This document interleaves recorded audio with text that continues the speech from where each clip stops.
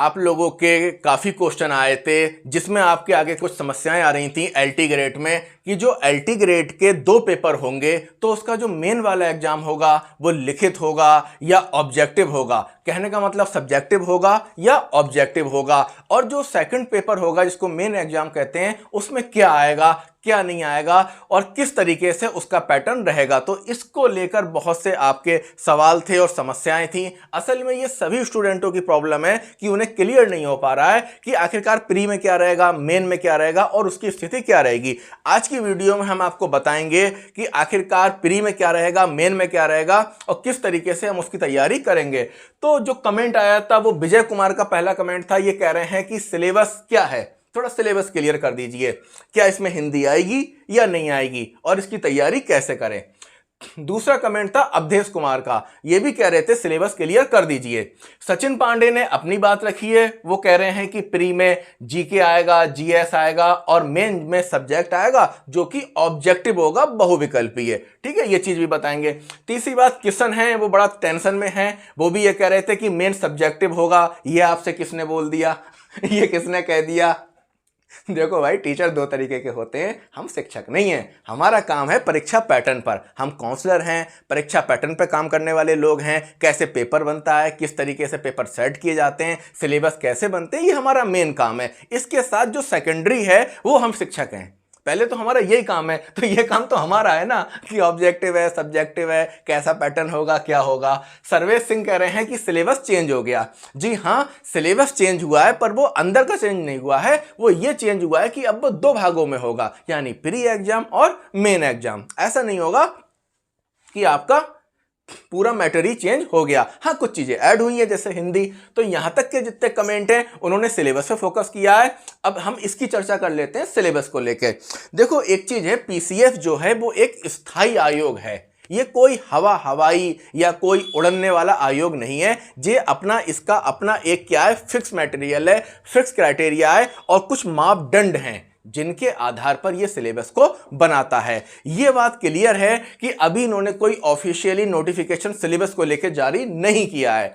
अब स्टूडेंट के आगे सबसे बड़ी समस्या यह है कि जब वो जारी करेंगे तो पता लगा उसके 2 महीने बाद एग्जाम हो जाएगा, उनका कुछ तैयार नहीं हो पाएगा।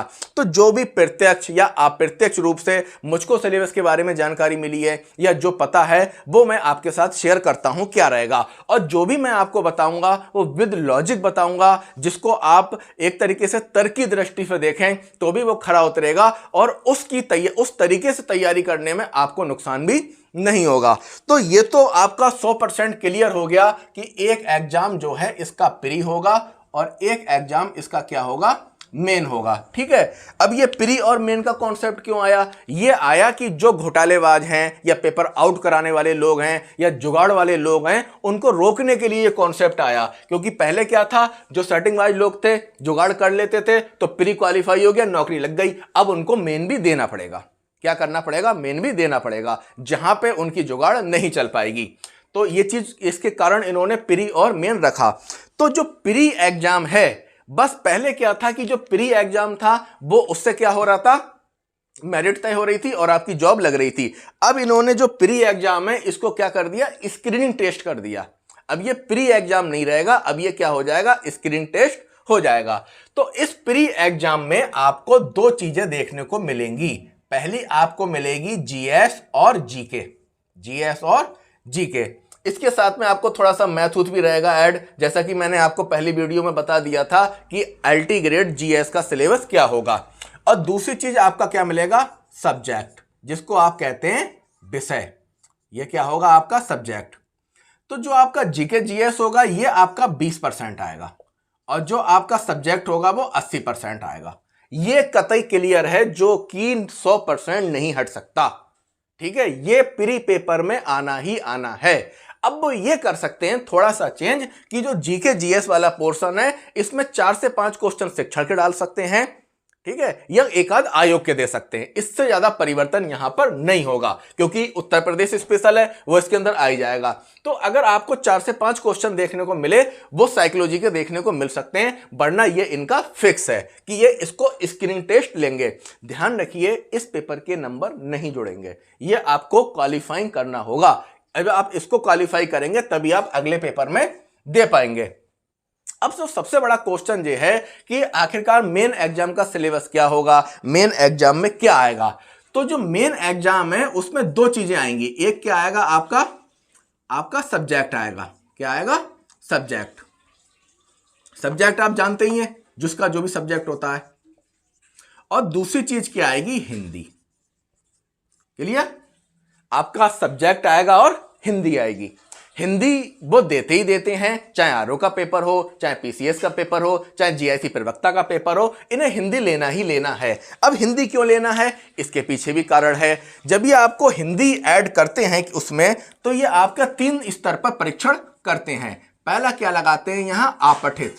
क्या लगाते हैं? आपठित। दूसरा क्या लगाते हैं? व्याकरण।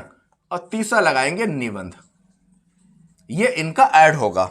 तो जो आपका प्री पेपर है उसमें आपका जीएस आएगा, सब्जेक्ट आएगा, मेन एग्जाम में सब्जेक्ट आएगा और आपकी हिंदी आएगी। तो विजय कुमार ये चीज समझ लीजिए, हिंदी आपकी आएगी। ठीक है। अब आप लोग कंफ्यूजन में हैं कि सर नोटिफिकेशन तो आया नहीं है, अब आप कैसे कह सकते हो ये है वो है। अब एक बात ये है, अगर आप ये ऐसा नहीं कर रहे हैं तो आप नोटिफिकेशन का इंतजार कर लीजिए।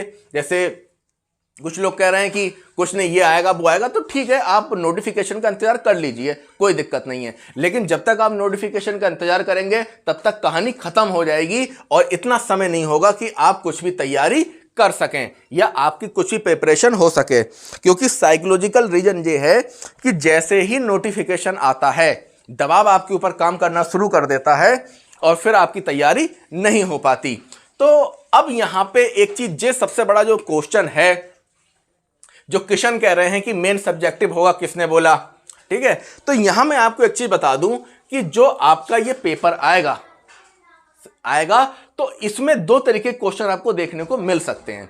एक तो आपको, अगर इन्होंने क्या करा कि अगर फुल पैटर्न को पकड़ा रिटन में, तो ये 3 तरीके के क्वेश्चन होंगे, जिसमें आपके दीर्घ उत्तरीय होंगे, लघु उत्तरीय होंगे और अति लघु उत्तरीय होंगे। जो इन्होंने पहली बार पेपर कराया है जीआईसी प्रवक्ता का, उसमें यही पैटर्न रखा है इन्होंने। ठीक है।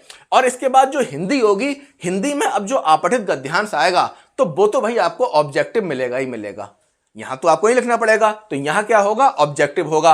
व्याकरण है, हो सकता है ऑब्जेक्टिव हो सकता है ऑब्जेक्टिव हो, लेकिन लिखित जो आपका निबंध है ये आपका सब्जेक्टिव होगा। ये आपको क्या करना पड़ेगा? लिखना पड़ेगा। तो आप मान के चलिए कि प्री एग्जाम पूरी तरीके से ऑब्जेक्टिव होगा, बहुविकल्पीय फॉर्म में होगा। ठीक है। लेकिन जो आपका मेन एग्जाम है ये रिटन होगा। क्या होगा? 99% रिटन होगा। कितने परसेंट रिटन होगा? 99% ये रिटन होगा। अब 1% उम्मीद है कि ये क्या हो जाए? बहुविकल्पीय वाली स्थिति में हो जाए, ऑब्जेक्टिव। तो निबंध जो है वो बहुविकल्पीय में हो नहीं सकता। ठीक है। और जो सब्जेक्ट के कुछ पोर्शन है ये भी बहुविकल्पीय में नहीं हो सकते। अब यहां पे एक कंडीशन ये है, जैसे कुछ लोग कह रहे हैं किसने बोल दिया आपको सब्जेक्टिव होगा, किसने बोल दिया ऑब्जेक्टिव होगा। तो आप मुझे ये बताओ कि जब आप मेन एग्जाम की तैयारी कर रहे हो, ठीक है, अपने सब्जेक्ट की, तो नोट्स बना के तो अब तैयारी करना ही पड़ेगा भाई। बिना नोट्स बनाए बात कैसे बनेगी? आप नोट्स बना तैयारी करोगे। अब आप अगर ये मान के चले वहां पर कि यहां पे पेपर जो है वो हमारा क्या होगा? ऑब्जेक्टिव होगा, यानी बहुविकल्पी वाला होगा, और वहां पे आ गया सब्जेक्टिव, फिर आप क्या करोगे? आप वहां ढेर हो जाओगे, कुछ नहीं कर पाओगे। लेकिन अगर आपने अपनी प्रिपरेशन इस तरीके से करी है, ये सोच के कि जो पेपर होगा वो कैसा होगा? लिखित होगा, तो 99% लिखित होगा, तो आप तैयार रहेंगे। और अगर 1% वहां ऑब्जेक्टिव हो गया तब आप पे कोई प्रभाव नहीं पड़ेगा। ये कुछ इस तरीके से है कि आप एक रोड से जा रहे हो और आपको किसी ने ये क्लियर कर दिया कि भाई आगे आपको टाइगर मिल जाएगा। आगे आपको क्या मिल जाएगा? टाइगर मिल जाएगा। तो आप अपनी पूरी तैयारी के साथ जा रहे हो, पूरे अपने वेपन के साथ जा रहे हो कि अगर मिल गया तो आप उससे निपट लोगे। ऐसी स्थिति में टाइगर मिल गया तो आप निपट लोगे, नहीं मिला तो ठीक है, नहीं मिला तो ठीक है। यानी दोनों स्थिति में आप फ्रेश बच रहे हो। अगर आपको टाइगर नहीं मिलता है तो भी आप बच रहे हो, और अगर आपको टाइगर मिलता है तो अपनी तैयारी के साथ गए हो, आप उसको नहीं लेके नहीं घबराओगे और मानसिक रूप से तैयार रहोगे इस चीज के लिए कि आगे आने वाले रास्ते में हमको टाइगर मिलने वाला है। और अगर आप ये चीज मान के चले कि यहां पे टाइगर नहीं मिलेगा, ऐसे ही चल रहे हैं, बिना तैयारी के आप जा रहे हो, और भाई अगर टाइगर नहीं मिला तो किस्मत सही है, और अगर टाइगर मिल गया फिर क्या करोगे? फिर परीक्षा हॉल में ऐसे सर को पकड़ के बैठे होगे, अब हम क्या करें? अब हम क्या करें? तो जो अच्छे समझदार स्टूडेंट हैं, जो चीज़ों को समझते हैं, वो समझ सकते हैं कि जो तैयारी होती है वो नोट्स बनाकर ही होती है, और माइंड मेकअप करके चलिए। ये पेपर क्या है, रिटन होगा, और इसी तरीके से तैयारी करिए।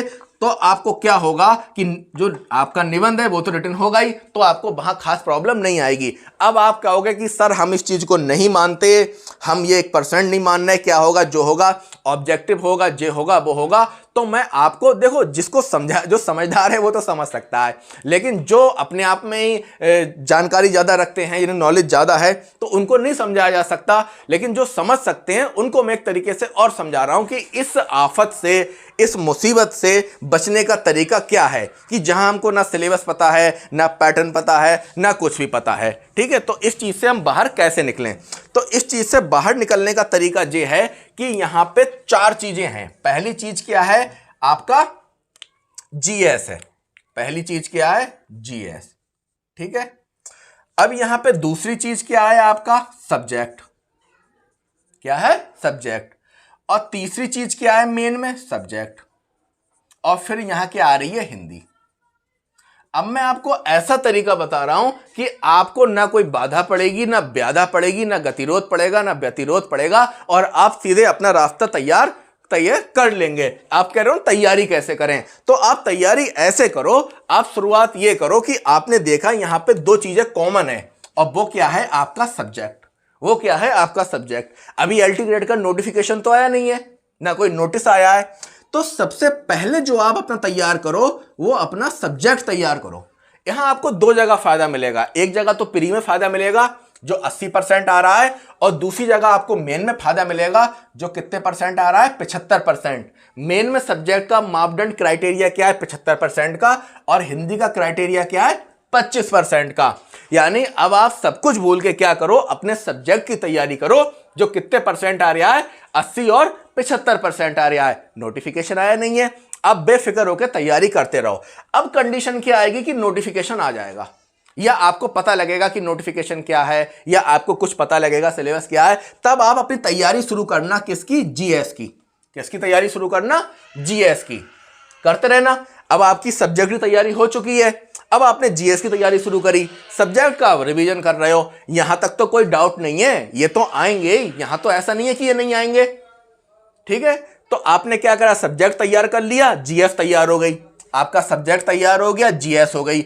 अब आपका प्री जो मेन एग्जाम आएगा, आपने प्री एग्जाम दे लिया। प्री एग्जाम में 2 ही चीजें हैं, सब्जेक्ट और जीएस। अब आपने प्री दे दिया। प्री एग्जाम देने के बाद 2 से 3 महीने का समय मिलेगा मेन एग्जाम के लिए। अब वहां पे सिलेबस जो है वो क्लियर हो ही जाएगा कि क्या है? हिंदी है। अब आप हिंदी नहीं तैयार करना चाहते हो, लेकिन तब तक सिलेबस में क्लियर हो जाएगा कि हिंदी आ रही है या नहीं है, आपको पता लग जाएगा हिंदी है। तब आप क्या करो कि जो प्री एग्जाम के बाद, ये आपका प्री एग्जाम है, जो मेन है, तो इस प्री एग्जाम के बाद जो समय मिलेगा इसमें केवल आप अपने हिंदी तैयार कर लेना, क्योंकि सब्जेक्ट आपका पहले तैयार हो चुका होगा। और इस तरीके से आप क्या करोगे? हिंदी करोगे और अपने सब्जेक्ट का रिवीजन करोगे। पता लगा आपका मेन एग्जाम भी हो गया। क्या हुआ? मेन एग्जाम हो गया। तो ये तरीका एक ऐसा तरीका है, ना आपकी पढ़ाई व्यर्थ जाएगी, ना आपको कोई समस्या आएगी, ना आपको कोई प्रॉब्लम आएगी, और आपका काम भी आसानी से हो जाएगा, क्लियर हो जाएगा। ठीक है, समझ में आ रहा है कि सबसे पहले आप क्या करिए? जब अनिश्चितता है, कुछ भी नहीं पता है, तो अपना सब्जेक्ट तैयार करिए। क्या करिए?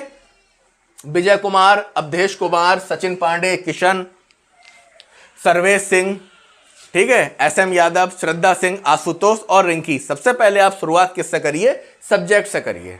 ठीक है, कैसे करके सब्जेक्ट तैयारी करना है। मैंने अपने YouTube चैनल पे जितने भी सब्जेक्ट हैं उनका सिलेबस ऑलरेडी बता रखा है। ठीक है, प्री मेन एग्जाम का सिलेबस क्या रहेगा, मेन एग्जाम का सिलेबस क्या रहेगा, ये चीज वहां पे पहले ही प्री एग्जाम का सिलेबस क्या रहेगा आपका सब्जेक्ट के रूप में, वो मैंने पूरा बता रखा है। तो वहां से आप सब्जेक्ट को समझ के तैयारी करना शुरू करिए।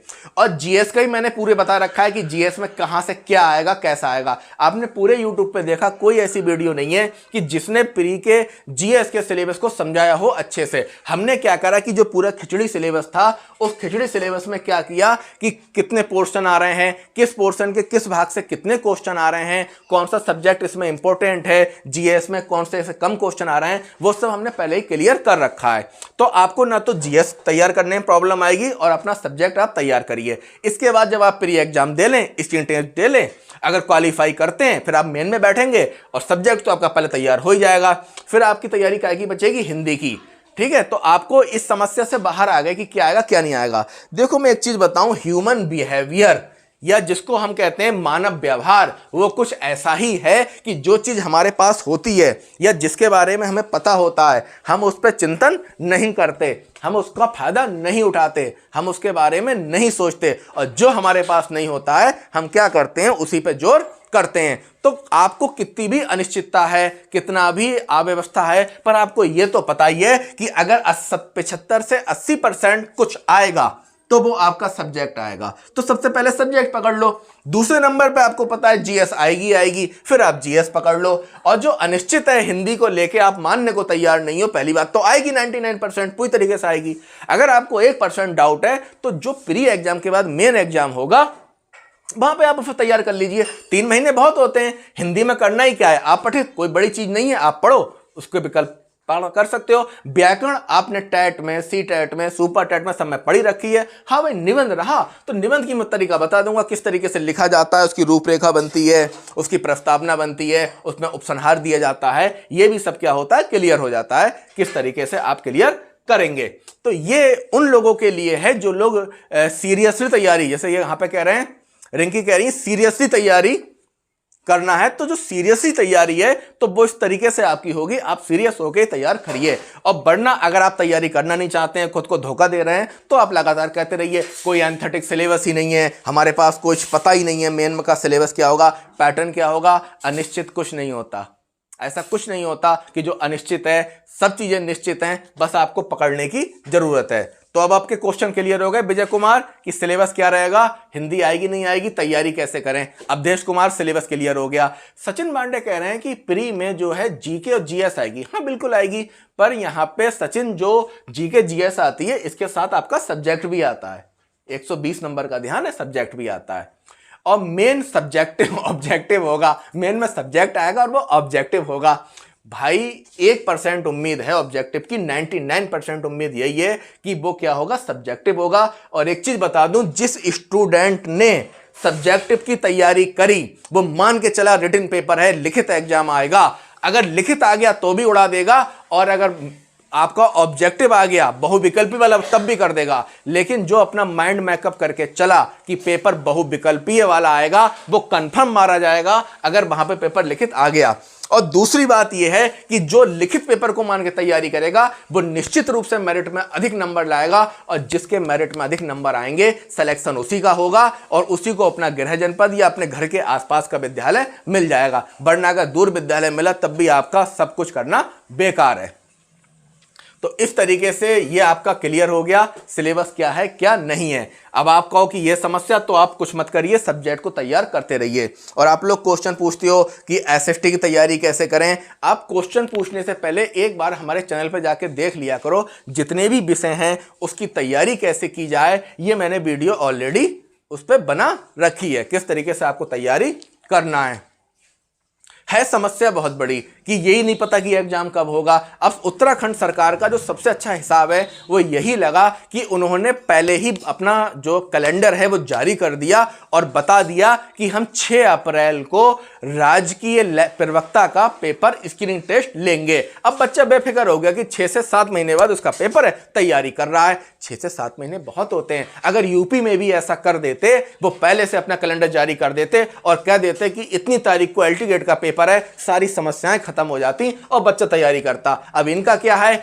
एकदम डेट जारी करेंगे, एकदम नोटिफिकेशन आएगा, एकदम फॉर्म पड़ेंगे, एकदम पेपर होगा। वही है कि बारिश तो बहुत तेज हुई पर पानी संभला नहीं। समस्याएं हैं पर उनका समाधान भी है। धैर्य बना के रखिए, ज्यादा टेंशन मत लीजिए और इस तरीके से अपने सब्जेक्ट से शुरुआत कर दीजिए। निश्चित रूप से जब परीक्षा आप देंगे, परीक्षा हॉल में जाएंगे, आपको प्रेशर का सामना करना नहीं पड़ेगा और आपका स्कोर अच्छा हो जाएगा।